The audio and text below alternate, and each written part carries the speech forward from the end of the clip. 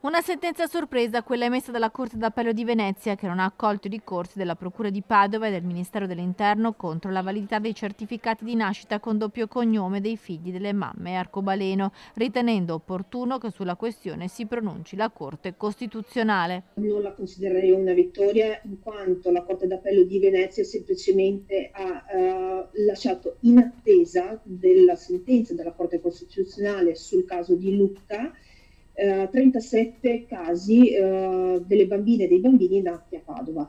Quindi ha accantonato la sua decisione anziché pronunciarsi in sfavore oppure rimandando la Corte Costituzionale. Pur in assenza di un giudizio sul merito, questo è un altro passo favorevole, anche se piccolo, per le mamme Arcobaleno del Veneto, che ora attendono che la consulta si esprima sulla legittimità degli atti anagrafici dei bambini registrati dal Comune di Padova a partire dal 2017. Siamo fiduciose e fiduciosi come sempre, perché noi speriamo che la Corte Costituzionale si pronunci ritenendo incostituzionale la legge 40 che nega l'accesso alle coppie di donne, alle donne single, l'accesso alla procreazione medicalmente assistita e confermando in questo modo anche la necessità di proteggere i minori che nascono nelle nostre coppie. La richiesta delle mamme è da sempre quella di una legge.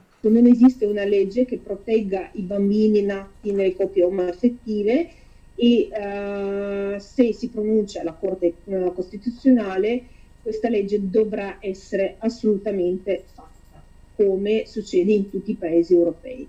Anche il sindaco di Padova, Sergio Giordani, che negli anni ha sempre registrato all'anagrafe i bambini figli di due mamme con il doppio cognome, ha commentato la notizia. Ho sempre agito nell'interesse di queste bambine e bambini, sempre in coscienza, e come ho sempre detto continuerò a farlo finché un giudice non mi dirà che è contro la legge. Ora attendiamo con grande rispetto il pronunciamento della Corte Costituzionale, ha concluso Giordani. Questo ci porta ad una ulteriore attesa che però è anche, una speranza che finalmente il pronunciamento della Corte Costituzionale indichi la via e trovi nella Costituzione il motivo per cui il superiore interesse di questi minori e di queste minori stia proprio nel accogliere che quella è la loro famiglia e la loro identità è quella che si sviluppa all'interno di quel contesto affettivo. Quindi attendiamo la Corte Costituzionale e speriamo sempre a fianco delle famiglie omoaffettive.